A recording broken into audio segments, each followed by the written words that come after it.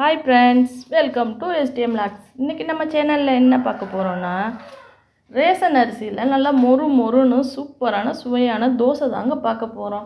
நம்ம ரேஷன் அரிசியில் சூப்பராக நம்ம இந்த அளவில் போட்டால் கரெக்டாக வரும், நம்மளுக்கு பெர்ஃபெக்டாக வரும். நல்ல பேப்பர் மாதிரி சூப்பராக கிடைக்கும். அதை எப்படி எவ்வளோ அரிசி எவ்வளோ உளுந்து போடலான்னு பார்க்கலாம். வாங்க வீடியோக்குள்ளே போயிடுவோம். நான் வந்து 3 கால்படின்னு சொல்லுவாங்கள்ல, 3 கால்படி வந்து புழுங்கல் அரிசி எடுத்துக்கிட்டேன். ரேஷன் புழுங்கரிசி தான் அது, ஃபுல்லாகவே ரேஷன் புழுங்கரிசி. 3 கால்படி போட்டுக்கோங்க. இந்த அளவுகளில் போட்டிங்கன்னா நல்ல தோசை வந்து நல்லா கிறிஸ்பியாக கிடைக்கும். நல்ல பசங்களும் நல்லா பேப்பர் ரோஸ்ட்டு மாதிரி நல்லா விரும்பி சாப்பிடுவாங்க. இது வந்து ரேஷன் அரிசி 3 கால்படி. அதே ரேஷன் பச்சரிசி 2 கால்படி போட்டேன், அரைப்படி அளவு. ஆக மொத்தம் வந்து 1.25 படி. இது வந்து 2 கிலோவுக்கு பக்கம் வரும். நமக்கு 2 கிலோவுக்கு பக்கம் வரும்னு நினைக்கிறேன். அது என்னன்னு தெரியல சரியாக அளவுகள். ஒரு 150க்கு இந்த அளவு அரிசிக்கு நான் வந்து 1.25 படி அரிசிக்கு கரெக்டாக உளுந்து எவ்வளோ போட்டிருக்கேன்னா வெறும் 150 கிராம் உளுந்து தான் போட்டிருக்கேன். நம்ம ரேஷன் அரிசியில் தோசை செய்யும்போது நம்ம வந்து உளுந்து நிறையா சேர்க்கக்கூடாது. நீங்கள் உளுந்து நிறையா நம்ம சேர்த்தோம்னா வந்து பிஞ்சு போயிடும். அதனால் இந்த அளவுகளில் நீங்கள் போட்டிங்கன்னா கரெக்டாக வரும். 150 கிராம் உளுந்து, ஒரு 2 டீஸ்பூன் அளவு வெந்தயம் போட்டுக்கோங்க. இது எல்லாத்தையுமே ஒன்றா மிக்ஸ் பண்ணியாச்சு. மிக்ஸ் பண்ணி நம்ம நல்லா ஒரு 4 டைம் 5 டைம் நல்லா வாஷ் பண்ணிக்கோங்க. நல்லா 4 டைம் 5 டைம் நல்லா வாஷ் பண்ணணும். ஏன்னா அந்த இதெல்லாம் வந்து கழனி தண்ணியில் உள்ள அழுக்கு, அந்த அரிசியில் உள்ள அழுக்குகள்லாம் நல்லா நம்ம நீக்கிடணும். ஏன்னா 5 டைம் வாஷ் பண்ணாதே கொஞ்சம் நல்லா வரும். நம்மளுக்கு தோசை சாப்பிடும் போதும் அந்த ஸ்மெல்லு வராமல் நல்லா இருக்கும். அதனால ஒரு 4-5 டைம் நல்லா வாஷ் பண்ணிக்கோங்க. நல்ல கையில் நல்லா அப்படியே பிணைஞ்சி விட்டு நல்லா அரிசியை நல்லா நம்ம கழுவி எடுத்துக்க வேண்டியது தான். நான் ஒரு 5-6 டைம் நல்லா நான் எப்போவுமே நான் வந்து வாஷ் பண்ணிக்குவேன். இப்போ நம்ம கிரைண்டரை கழுவிட்டு அரிசி ஃபுல்லாக போட்டாச்சு.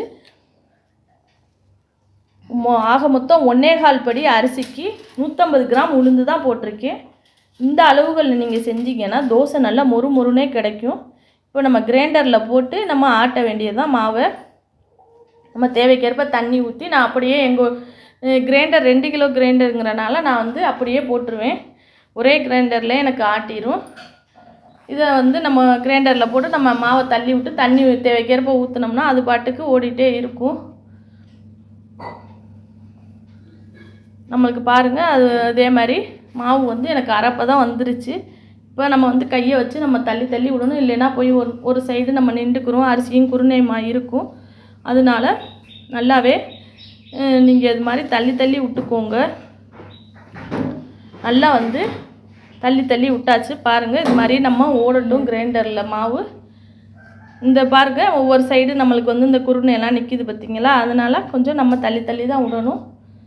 இப்போ அடுத்த டைம் பார்ப்போம் எப்படி ஆட்டியிருக்குன்னு.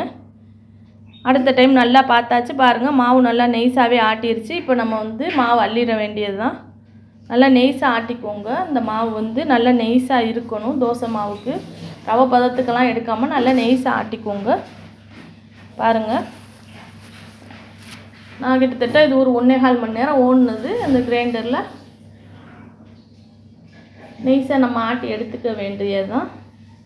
எடுத்தாச்சு. இப்போ வந்து நம்ம அந்த கிரைண்டரையும் கழுவி நம்ம அந்த தண்ணியும் எடுத்து வச்சுக்கிட்டேன்னா தேவைக்கேற்ப கல்லுப்பையும் போட்டு நம்ம இதை வந்து நம்ம பிணைஞ்சி எடுத்துக்குவோம். அந்த மாவை அந்த தண்ணி கிரைண்டர் கழுவி தண்ணியை நான் ஊற்றிக்கிட்டேன். அதையும் நம்ம வேஸ்ட்டு பண்ணணும் வேணாம். நம்ம அதை மாவுலேயே போட்டு நம்ம நல்லா அந்த மாவை நல்லா மிக்ஸ் பண்ணி எடுத்துக்குவோம். நல்லா மாவு எல்லாமே நல்லா உப்பு நல்லா கலக்கி விட்டுக்குவோங்க. நம்ம எந்த பாத்திரத்தில் வைக்கிறோமோ அந்த பாத்திரத்தில் நம்ம ஊற்றி வச்சுக்க வேண்டியது தான். நான் வந்து மத்தியானமாக அரைச்சனால கொஞ்சம் நேரம் வச்சுட்டு ஃப்ரிட்ஜில் எடுத்து வச்சாச்சு. அடுத்த நாள் காலையில் தான் நாங்கள் சுடுவோம். 2 பாத்திரம் 3 பாத்திரத்தில் எடுத்து வச்சுக்க வேண்டியது தான் நம்ம வீட்டில் இருக்கிறதுல. பாருங்கள், மாவு எப்படி நல்லா பொங்கி வந்திருக்குன்னு பாருங்கள். மாவு சூப்பராக பொங்கி வந்திருக்கு. தேவைக்கேற்ப நான் எடுத்துக்கிட்டேன் மாவு. இப்போ நம்ம வந்து தோசை மாவு பதத்துக்கு நம்ம கரைச்சிக்க வேண்டியதான். நான் எப்போவுமே சோட்டா மாவுலாம் சேர்க்கவே மாட்டேன்.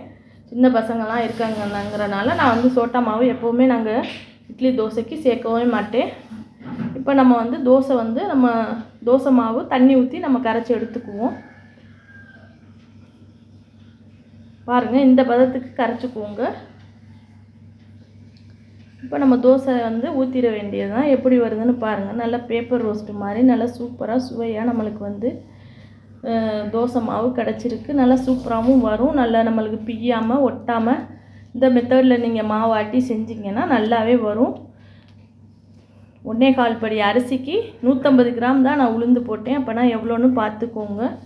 இதே அளவுகளில் நீங்கள் வந்து தோசை மாவு அரைச்சி எடுத்துக்கிட்டிங்கன்னா சூப்பராக கிறிஸ்பியாகவே நம்மளுக்கு வந்து தோசை பேப்பர் ரோஸ்ட்டு மாதிரி பசங்களும் நல்லா விரும்பி சாப்பிடுவாங்க. சின்ன பசங்க இருந்தாங்கன்னா பாருங்கள் எப்படி வந்திருக்குன்னு. வேறு எதுவுமே நான் சேர்க்க கிடையாது.